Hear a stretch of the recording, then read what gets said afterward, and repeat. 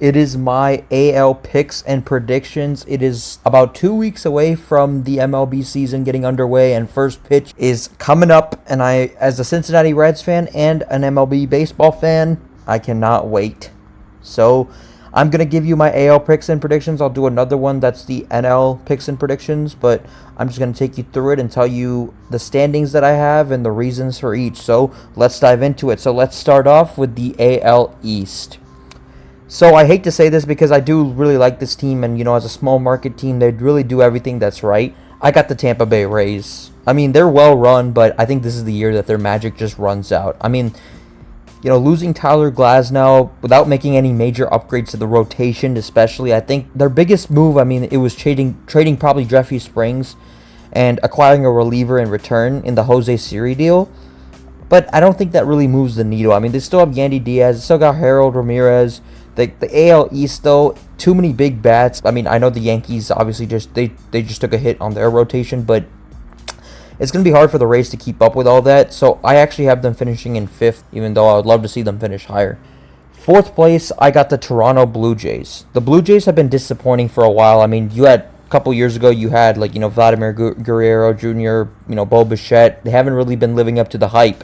I mean, they did trade for Andres Gimenez and Anthony Santander they got him from the Orioles, but they also added Max Scherzer. So you'd think that, their rotation definitely gets an upgrade. But at his age, I just don't know. It's uncertain how consistent he's really going to be.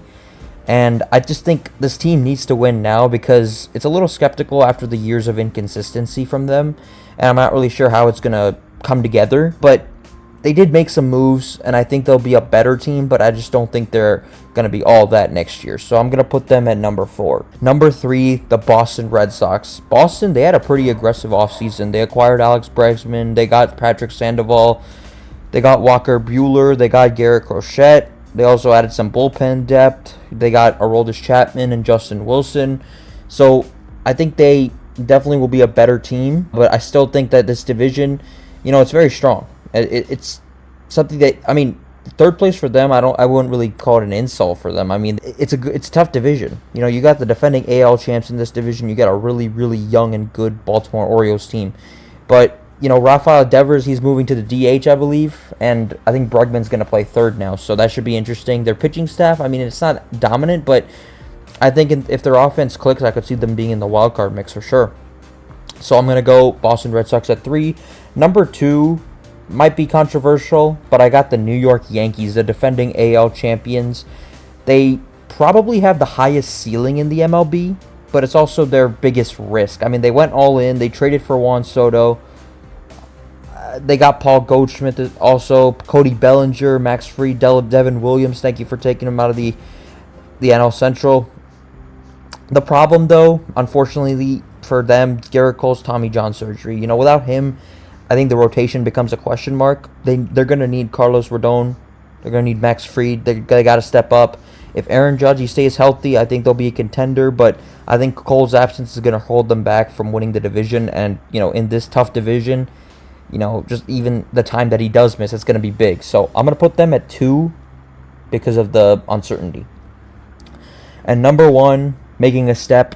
Had a little bit of a fall off, but I got the Baltimore Orioles. They got the best young core in baseball. Adley Rutschman, they got Jackson Holliday, they got Jordan Westberg, they got Colton Krauser as well. They're expected to improve. Gunnar Anderson, he's an absolute stud. Even with Grayson Rodriguez, he's starting the year injured, obviously. I think their offense should carry them, but they also signed a Japanese pitcher, Yoshinobu Suwano. I think that's how you pronounce it, but I think that helps their rotation, and I think they still need a true ace. If they find one at the deadline, I really think they could be a World Series team.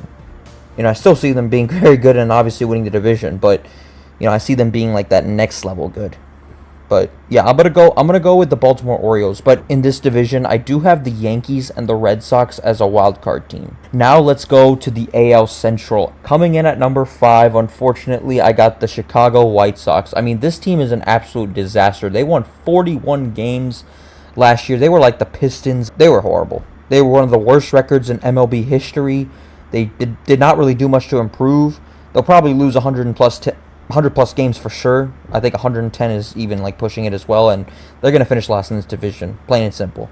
Number 4, the Minnesota Twins. Minnesota, they were pretty quiet this offseason. I thought they could, they collapsed down the stretch in the second half, but I thought that they would get it together a little bit, but they didn't really make any significant moves, and I think that lack of urgency, I think it's just going to, I just don't see them being all that. But, I mean, who knows? I think they still have a lot of promise. I mean, you still got Brian Buxton. You got a good young core, for Minnesota. So I'm going to put them at number 2. I'm going to put them at number 4. I think, you got, for the Twins, I mean, you got Harrison Bader. You still got, Winkle. You still got Ortega and even Ahmed Lil Rosario. I mean, he's still a good player. But, yeah, I'm going to put the Minnesota Twins at 4. They're an okay team, but...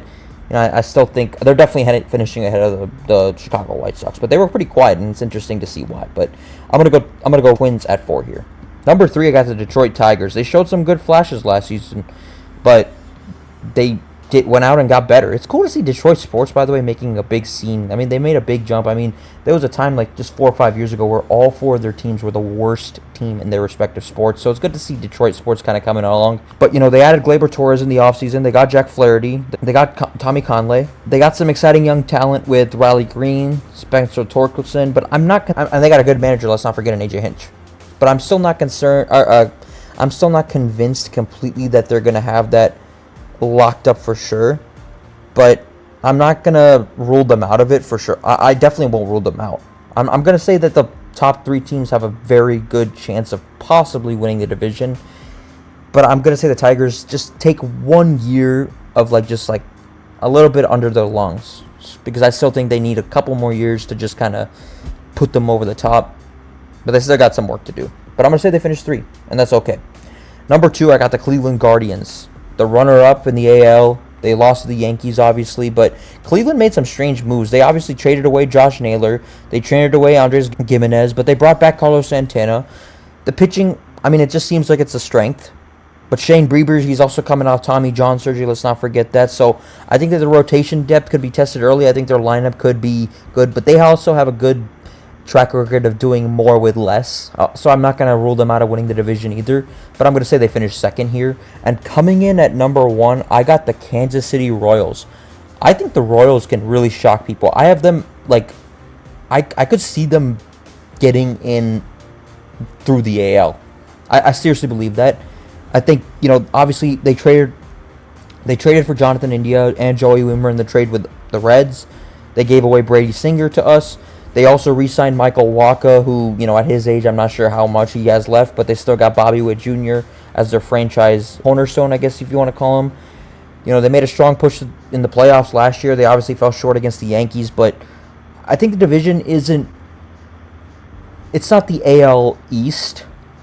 I mean, the AL Central, I don't want to call it a joke, but it's not as strong. I think it still has, its weaknesses and limitations, so I think I like them enough to make another good, strong push into the postseason and then some.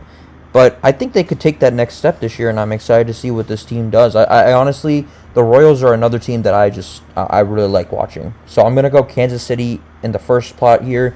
And for my wildcard team, I'm going to put the Guardians as they get the wildcard spot. Lastly, we move on to the AL West. Coming in at number 5, we got the Los Angeles Angels.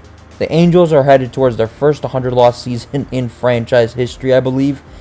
Shohei Ohtani, devastating loss. Obviously, he went to the Dodgers and they won the World Series, so good for him. But their replacements, Kevin Newman, Travis d'Arnaud, and Kyle Hendricks, it doesn't move the needle for me. I mean, I'm not going to say they were quiet because they made moves, but I just don't. It just doesn't move the needle for me. I apologize to any Angels fan because I feel for you guys. With 2 generational talents on your team, and you just let it go like that. Mike Trout, man, he deserves so much better. But this team is in just complete free fall. So yeah, I'm gonna say they finished 5th, and it is what it is. But number 4, I got the Oakland Athletics at the number 4 spot. Oakland actually made a few decent moves, and they still got a really, really young, good infield. They got Luis Severino, they got Jeffrey Springs, they got Gio Urshela. They're trying to be more competitive, but I still think they're a few years away from competing. And, for all I know, they could be in Las Vegas if that happens. I mean, they could be in Las Vegas soon, obviously. But, man, the Oakland, I honestly don't think I still think they're a talented team. I mean, I don't want to completely just, dismiss them. But I like the additions they made this offseason. But I just don't think it's good enough. So I'm going to put them in 4th. Number 3, Seattle, honestly, is frustrating to me. They haven't been making very many moves. I mean, they kept Jorge Polanco instead of Justin Turner. Their offense still just doesn't have the firepower. They have Julio Rodriguez. It gives them a chance, but I just don't trust their depth here. Pitching rotation is okay, but, I mean, Seattle is just, for a team that they were in the playoffs just a couple years ago and won their for the first time since 2001. And just to, not build on it, I just don't get what they're doing. I mean, you want to put this team over the top. Your job is to go all out in the offseason. But for me, it just seems like they're just sitting on their hands. And I just don't trust their depth. I mean, Julio Rodriguez, I trust. No doubt about it. But, man, it's a tough one for Seattle. But I'm going to put them at 3. Number 2, I got the Houston Astros. The Astros, they look vulnerable. They traded away Kyle Tucker and Ryan Presley to the Cubs. I don't know what the hell. I mean, I hate that as a Reds fan. But they lost Alex Bregman as well. So that weakens their infield. It's kind of funny. If you watch, Alex Bregman, he has, an interaction with a Red Sox fan. And, the Red Sox fan calls him a cheater and all that thing. I wonder how he feels now with Alex Bregman on his team. But anyway, they still got Yordan Alvarez, Jose Altuve. The core is still there. But the team is no longer the dominant force that it was 2 years ago, 3 years ago, and even when they won their first one in the controversial 2017 World Series. So I'm not going to say they win the division this year, even though I think they have a very good chance. It was very close. But I'm going to say they finished 2. Number 1, I got the Texas Rangers. 2 years ago, champs. They brought back a healthier roster. Jacob deGrom, he's returning. The additions of Jock Peterson, Jake Berger, I think that provides a lot more offensive depth for them. And at the end of the day, I think this is just a team that's returning to form a little bit. I'm going to say they had a little down year, but the rotation is a lot deeper. Their offense is elite. The Astros decline. I think it opens the door for Texas to take full control of this division. But I do think the Astros are a wild card team in this division. I think that the Texas can really take control of the AL West with Houston getting a wild card. But my final thoughts, guys, the best offseason moves were the Yankees obviously requiring Goldschmidt, Bellinger, Soto, and also the Orioles signing Swano. So, I mean, the biggest losses, I mean, the Yankees, they lost Garrett Cole. Obviously, the Astros, they lost Kyle Tucker. And the Orioles, they lost Anthony Santander. So I think that's going to hurt. But I really think that all these teams have a chance to really make some noise, because I think the majority of this conference is actually pretty decent. I'm not going to say there's too many trash teams, but I think that the AL should be competitive. But if I had to pick 5 teams where I think you really got to keep an eye on, it's the Orioles, the Yankees, the Rangers, the Royals, and obviously you got to pay attention to the Astros just because they've been a dominant force for so long. But I feel like these 4 are the cream of the crop of the AL right now, in my opinion, and they obviously got to go out and earn it. But I think that they will. But it's going to be a fun watch this year. But I'll have my NL predictions out next. But you guys have a great one, and baseball is right around the corner, ladies and gentlemen. See you guys for the NL videos. Have a good one.